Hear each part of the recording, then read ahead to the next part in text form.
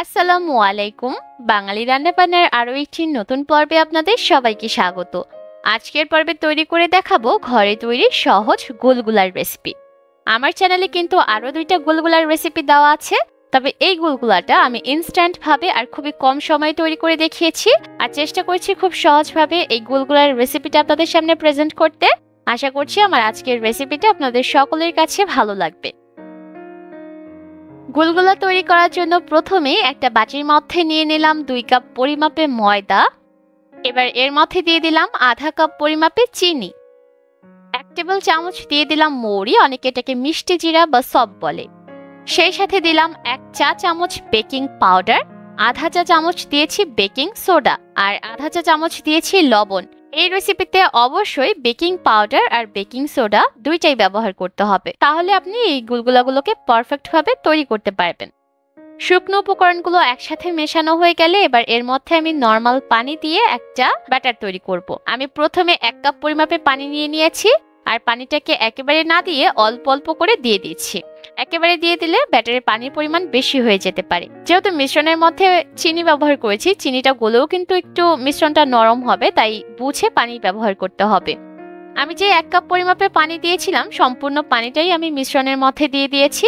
এবার একটু সময় নিয়ে এই মিশ্রণটাকে খুব ভালোভাবে মাখিয়ে নিতে হবে, এতে করে চিনিটা গলেও এই মিশ্রণটা আরো একটু নরম হয়ে আসবে। আমি মিশ্রণটাকে কিভাবে ফেটিয়ে নিচ্ছি আপনারা স্ক্রিনে দেখে নিশ্চয়ই বুঝতে পারছেন। এভাবে করে যখন আপনারা এই মিশ্রণটাকে ফেটিয়ে নেবেন তখন এই মিশ্রণের মধ্যে বাতাস ঢুকতে পারবে, আর গুলগুলাগুলো তৈরি করার পর এর ভিতরের অংশটা অনেকটা ফ্লাফি হবে। প্রায় 6-7 মিনিট এভাবে করে ফেটিয়ে নেওয়ার পর দেখতেই পাচ্ছেন মিশ্রণটা কতটা স্মুথ হয়ে গেছে আর অনেকটা নরম হয়ে এসেছে। এবার এই মিশ্রণটাকে আমি ঢাকনা দিয়ে ঢেকে 10 মিনিটের মতো রেস্টে রেখে দিব। 10 মিনিট পর আমি এর মধ্যে দিয়ে দিলাম আধা কাপ পরিমাপে নারিকেল কোড়া, আর এই নারিকেল কোড়া ব্যবহার করার কারণেও কিন্তু গুলগুলাটা খেতে আরো বেশি ভালো লাগবে। এবার খুব ভালোভাবে এই মিশ্রণের সাথে নারিকেল কোড়া মিশিয়ে নিচ্ছি, আর ভালোভাবে মিশিয়ে নেওয়া হয়ে গেলে এবার চলে যাব গুলগুলাগুলোকে ভেজে নেওয়ার জন্য। গুলগুলাগুলোকে ভাজার জন্য চুলায় পর্যাপ্ত পরিমাণ তেল আমি মিডিয়াম হিটে গরম করে নিয়েছি।